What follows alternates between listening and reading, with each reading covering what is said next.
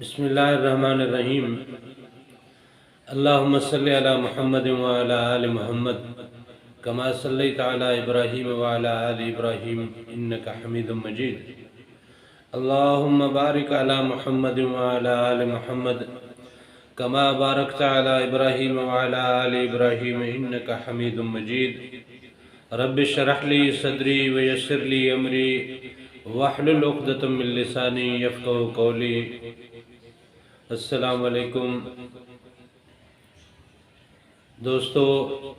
میں ہوں ایک عام سا مسلمان فقیر معصوم وارسی۔ دوستو، اللہ تعالیٰ نے انسان کو تمام مخلوق میں افضل اور اشرف بنایا ہے۔ اس کے باطنی معاملات پہ کچھ ذکر ہوا بھی ہے اور مزید بھی ذکر ہوتا رہے گا، اور یہ ذکر اتنا وسیع ہے کہ اس کو اس دنیا کی زندگی میں بیان کرنا ممکن نہیں ہے۔ نہ ہی ہمارے پاس اتنی عقل رہتی ہے، نہ ہی ہمارے پاس اتنا علم ہے، نہ ہی ہمارے پاس ہماری زبانوں میں ہماری ڈکشنری میں ایسے الفاظ ہیں جو اللہ تعالیٰ کی اس کرم نوازی کا احاطہ کر سکیں کہ اس کو اللہ تعالیٰ نے انسان کو کتنا افضل اور اشرف بنایا ہے۔ یہ ناسوتی دنیا، یہ عالم اسباب، یہ ظاہری دنیا جو ہماری یہ آنکھ دیکھ رہی ہے، اس دنیا میں انسان کی فوقیت اللہ تعالیٰ نے انسان کے ذہن میں رکھی ہے۔ اللہ تعالیٰ نے انسان کو اتنا ذہن عطا کیا ہے کہ یہ اپنے ذہن کے بل بوتے پہ اس روئے زمین کی تمام تر مخلوق کے اوپر بھاری ہے، حاوی ہے، اور ہر مخلوق اس کے ماتحت ہے۔ سبحان الذی سخر لنا ھذا وما كنا له مقرنین وَإِنَّا إِلَىٰ رَبِّنَا لَمُنْقَلِبُونَ۔ ہمیں پلٹ کے تو اپنے رب کی طرف ہی جانا ہے نا، وہ جس نے پوری دنیا کی ہر چیز ہمارے ماتحت کر دی، جس نے ہمارے لیے مسخر کر دیا، چاند، سورج، سیارے، ستارے ہم تسخیر کر چکے، ہم کہکشاؤں کو تسخیر کر چکے، ہم آسمانوں کی بلندیوں تک کمندیں ڈال چکے،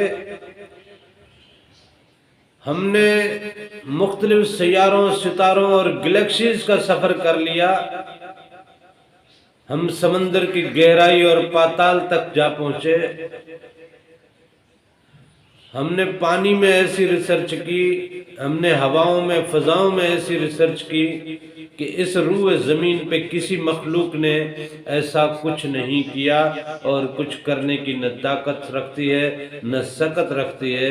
یہ طاقت اور سکت اللہ تعالیٰ نے صرف انسان کو دی ہے۔ لیکن افسوس کی بات یہ ہے کہ ہم انسانوں نے ایک ایسا قاعدہ ترتیب دیا ہے جس قاعدے کے تحت ہم انسانوں کو بھی پابند کر دیتے ہیں، انسانوں کے اذہان کو پابند کر دیتے ہیں، ان کے ذہنوں کو، ان کے سوچوں کو، ان کے خیالوں کو پابند کر اور مقید کر دیتے ہیں، اور اس طرح مقید کرتے ہیں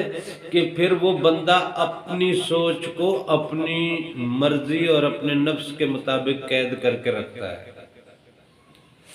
دنیاوی معاملات میں کچھ لوگ صرف اس بات تک اڑے ہوئے ہیں کہ ہم یہ دکانداری کر سکتے ہیں، اس کے علاوہ ہم کچھ نہیں کر سکتے، ہم یہ رکشہ چلا سکتے ہیں اور کچھ نہیں کر سکتے، ہم ٹرک چلا سکتے ہیں اور کچھ نہیں کر سکتے، ہم صرف کھیتی باڑی کر سکتے ہیں اور کچھ نہیں کر سکتے۔ اس طرح کافی چیزوں میں انسانوں نے اپنے ذہن کو خود اپنا قیدی، اپنی مرضی کا اپنی سستی کا، اپنی کاہلی کا، اپنی نالائکی کا قیدی بنا ڈالا۔ یہ انسان کا سب سے بڑا فیلیور ہے، یہ انسان کا سب سے بڑا فیلیور ہے کہ اس نے اپنے ذہن کو خود اپنی مرضی اور منشا کے مطابق قید کیا ہو، ذہن کو آزاد نہیں کیا۔ آج کے اس سیشن میں ہم خصوصاً گفتگو کریں گے کہ مذہبی لیول پہ انسان کا رشتہ اپنے رب سے جو ہے، رب سے رشتے سے متعلق انسان نے بھی اپنے ذہن کو قید کر رکھا ہے، رب سے رشتے سے متعلق بھی انسان نے اپنے ذہن کو قید کر رکھا ہے۔ مختلف مسالک ہیں اور ہر مسلک نے ایک دائرہ بنا ڈالا ہے اور اسی دائرے کے اندر اپنی سوچوں کو، اپنے خیالوں کو، اپنے ذہن کو قید کر دیا ہے کہ بس دین اتنا ہے،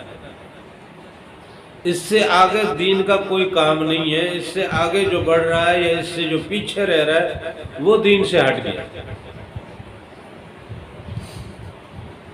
ہمارے شیعہ حضرات کہتے ہیں کہ اہل بیت کی محبت کے بغیر دین مکمل نہیں ہے، اور اہل بیت کی محبت سے ذرا تھوڑا کوئی کم ہوا یا اس کے ذکر اذکار سے کوئی کم ہوا تو وہ دین سے ہٹ گیا۔ یہاں تک کہ اہل بیت سے ذکر کیا صرف ایک ہی ثبوت ہے کہ ان کے لیے ماتم کرتے رہے، اور اہل بیت سے ہٹ کے باقیوں پہ لعن طعن کرتے رہے۔ یہ دیکھیں نا سرکل کیسا بنا دیا، ذہن کو اس میں قید کر دیا۔ اب جب آپ کی سوچیں، آپ کا ذہن جب قید میں ہے تو یہ پھر اللہ کی قدرت کو، اللہ کی کبریائی کو، اللہ کی نعمتوں کو، اللہ کی عنایتوں کو، اللہ کے اس جہان کو، اللہ کے اس جہان کی اس وسعتوں کو، اپنی سوچوں کی وسعتوں کو، اپنے ذہن کی وسعتوں کو، اپنے اندر کی وسعتوں کو کیا سمجھے گا؟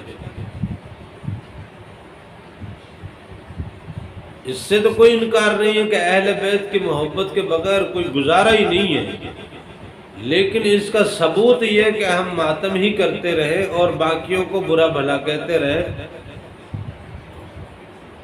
یہ کوئی پیمانہ نہیں ہے، یہ پیمانہ درست نہیں ہے۔ ہاں، جنہوں نے اہل بیت کے ساتھ ناانصافی کی، آپ دیکھیں کہ اہل بیت نے پلٹ کے ان کے ساتھ کیا کیا۔ یہ اہل بیت کا اصل سبق ہے جو ہمیں یاد کرنا چاہیے۔ اگر ہمیں اہل بیت سے محبت ہے تو ہمیں یہ دیکھنا ہے کہ اہل بیت نے ان کے ساتھ پلٹ کے کیا سلوک روا رکھا، جو انداز، جو سلوک، جو طریقہ اہل بیت نے روا رکھا، کیا ہمارے اوپر وہ طریقہ واجب نہیں ہے؟ ہم اپنے طور پہ ایک حسد کا اور بغض کا اور عناد کا ایک جہان قائم کر کے بیٹھے، یہ ان کی تعلیمات تو نہیں ہے نا۔ اسی طرح ہمارے کچھ دوسرے دوست ہیں، وہ اپنے مسلک کی حد تک بات کرتے ہیں،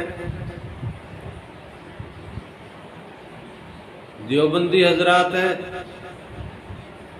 وہ تو اس حد تک ماشاءاللہ آگے بڑھ گئے ہیں اپنے مسلک اور نظریے کی بنیاد پہ کہ اگر ان کے نظریے کے حوالے سے کوئی بات کہہ دیتا ہے کہ ان کے نظریے میں فلاں جگہ پہ جو ہے وہ بارڈرز ہیں، فلاں جگہ پہ جو ہے کہ وہ یوں سرکل ڈال کے انہوں نے مقید کر دیا ہے اور یہاں سے آگے بڑھنے کو وہ درست نہیں سمجھتے، اگر اس طرح سے کوئی بات کہہ دی جائے تو وہ ماشاءاللہ لڑنے آ جاتے ہیں اور وہ فتوے بھی لگا دیتے ہیں اور پھر مہم جوئی بھی شروع کر دیتے ہیں۔ یہ روش جو ہے یہ اسلام کی روش نہیں ہے، یہ حضور نبی کریم صلی اللہ علیہ وسلم کی روش نہیں ہے، یہ صحابہ کرام کی روش نہیں ہے۔ صحابہ کرام نے اگر کسی موقع پہ کسی مخالف کے ساتھ یا کسی گستاخ کے ساتھ یا کسی ایسے بندے کے ساتھ کہ جو اسلام کا اور دین کا شریعت کا جو دشمن رہا ہے، اس کے ساتھ اگر کوئی ایسا معاملہ کہیں پہ کیا ہے تو وہ والی بصیرت ہمارے پاس ہے نہیں، کیونکہ ہم نے قرآن کو اپنے نفس کی مرضی کے مطابق سمجھا ہے، اللہ کے مزاج سے نہیں سمجھا، اپنے نفس کے مزاج سے قرآن کو سمجھا۔ ہم نے قرآن کو حضور نبی کریم صلی اللہ علیہ وسلم کے مزاج سے نہیں سمجھا، اپنے نفس کے مزاج سے قرآن کو سمجھا ہے اور پڑھا ہے۔ ہم نے قرآن کو قرآن پاک کے مزاج سے نہیں پڑھا نہ سمجھا ہے، ہم نے قرآن کو اپنے نفس کے مزاج کے حساب سے سمجھا بھی ہے اور پڑھا بھی ہے۔ یہی وجہ ہے کہ ہر مسلک والا قرآن کی آیتیں سنا سنا کے ہمیں دین کا سبق دیتا ہے، دین کا رستہ بتلاتا ہے، اللہ اور اس کے رسول کی طرف بلاتا ہے۔ ان کا بلانا بالکل درست ہے، ان کا بلانا بالکل درست ہے۔ آپ کسی بھی مسلک کے ساتھ جڑیں گے، آپ کی دنیا سنور سکتی ہے، آپ کی دنیا سنور سکتی ہے، بشرطے کہ آپ اس مسلک کے ساتھ جڑے رہیں تو، اور اس مسلک کے اصولوں اور اسلوب پہ اپنی ذات کو استوار رکھیں تو۔ لیکن یہ دنیا سنورنے کا مقصد یہ قطعاً نہیں ہے کہ آپ کی وہ دنیا بھی سنور جائے۔ ہمارا ذہن اتنا وسیع ہے کہ ہم لمحوں میں صدیوں کا سفر پیچھے کا بھی کر لیتے ہیں اور صدیوں کا سفر آگے کا بھی کر لیتے ہیں۔ ہم لمحوں میں پوری کائنات کا سفر کر لیتے ہیں، ہم لمحوں میں جنتوں دوزخوں کا سفر کر لیتے ہیں، لمحوں میں، پل بھر میں۔ اتنی اسپیڈ سے سفر کرنے والا ہمارا یہ ذہن، ہمارے یہ خیالات، یہ تصورات، اس ذہن سے اٹھنے والے اگر اتنا ٹریول کر سکتے ہیں، اتنا سفر کر سکتے ہیں، اتنی دور تک جا سکتے ہیں، اتنے مناظر دیکھ سکتے ہیں، تو اسی ذہن کو اگر ہم نے مزید تھوڑا آزادی سے ہمکنار کیا ہوتا، قرآن کی اصل روح کو سمجھنے کے لیے اگر آزاد کیا ہوتا، تو یہ ذہن ہمیں وہ نورانی پرواز بھی دیتا جس نورانی پرواز سے ہمارا وجود منور ہوتا ہے، ہماری خلافت کے امور سر انجام پاتے ہیں۔ بس ہم نے اپنی سوچوں کو محدود کر دیا۔ ہم یہاں بات کرتے ہیں کہ ذکر سے آپ کا دل منور ہوتا ہے، یہاں ایک دھڑکن پیدا ہوتی ہے،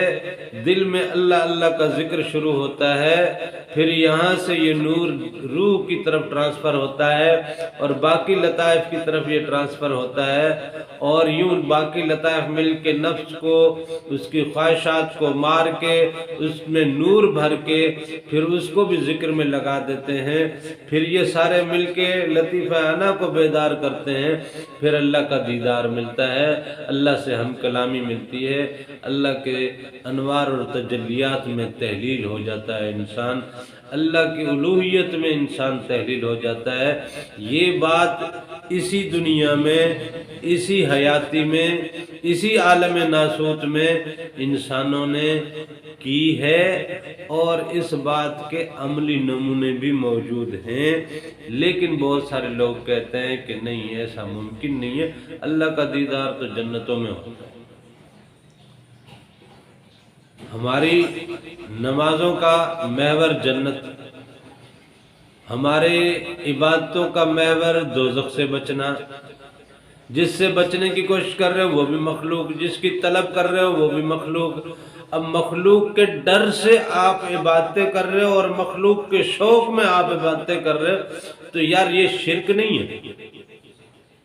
آپ کی عبادتیں اللہ کے لیے ہونی چاہیے، جنتوں کے لیے تو نہیں ہونی چاہیے۔ آپ کے سجدے اللہ کے لیے ہونے چاہیے، جنتوں کے لیے نہیں ہونے چاہیے نا۔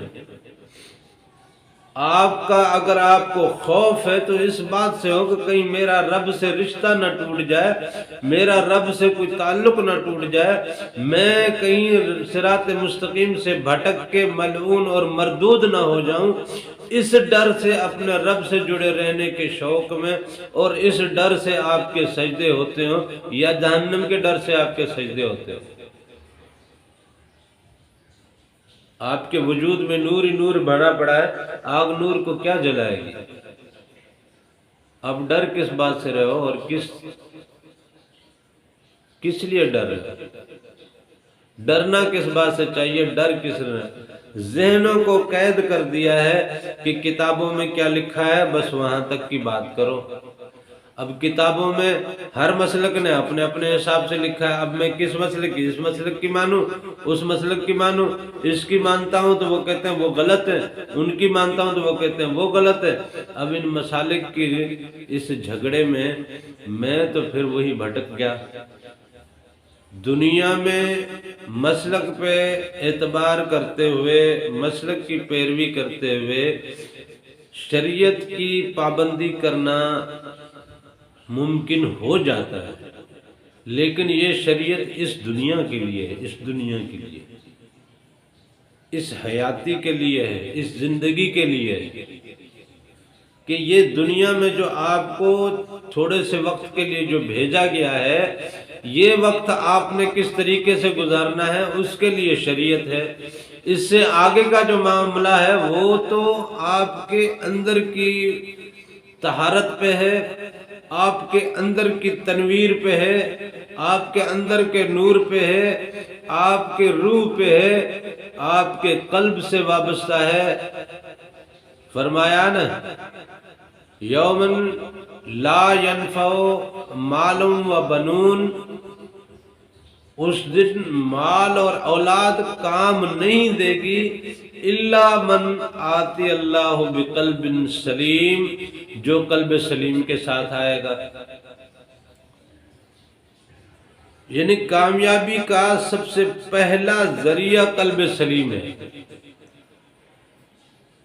قلب سلیم کے ساتھ اگر حاضر ہوں گے تو،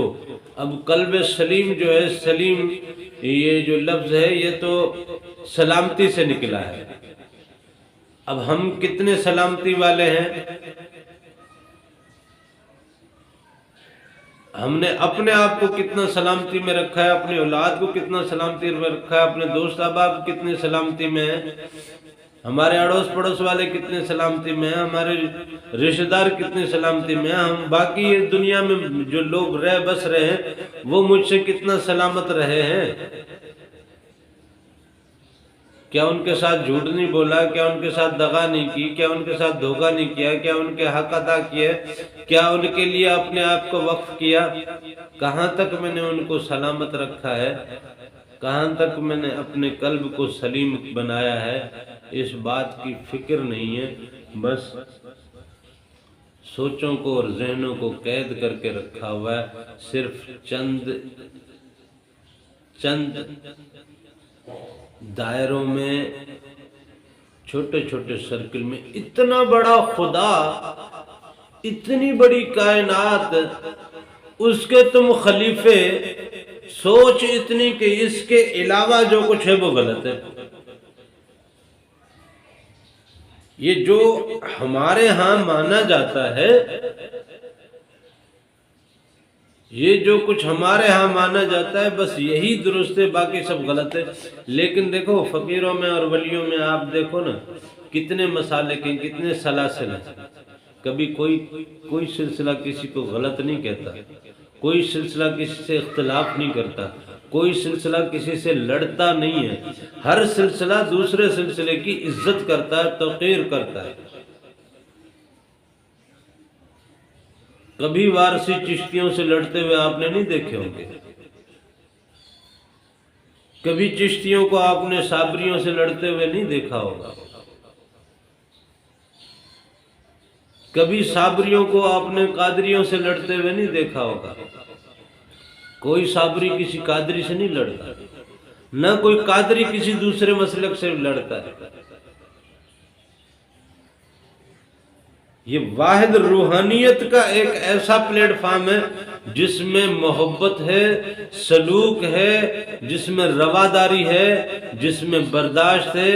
عزت ہے، تعظیم ہے، توقیر ہے۔ اس لیے کہ یہاں پہ حقیقی نور کا ایک دریا رواں ہے۔ وہ نور کا دریا جب اگلے نور کے ساتھ ملتا ہے تو نور نور سے ملے گا، تو اس میں کوئی کسی قسم کا فساد یا کسی قسم کا اناد یا کسی قسم کا جھگڑا یا کسی قسم کا خون خرابہ بالکل نہیں ہے۔ وہاں صرف محبتیں ہیں، عشق ہے، اللہ اور اس کے رسول کی محبت ہے، اور ان کے انوار اور تجلیات کے دریا ہیں، اور وہاں پہ بحر بے کرا میں سبھی غوطہ زن ہیں۔ اللہ تعالیٰ سے دعا ہے کہ وہ مجھے اور آپ کو حقیقی معنی میں اللہ اور اس کے حبیب کے عشق کی دولت نصیب کرے۔ آمین۔ جزاک اللہ۔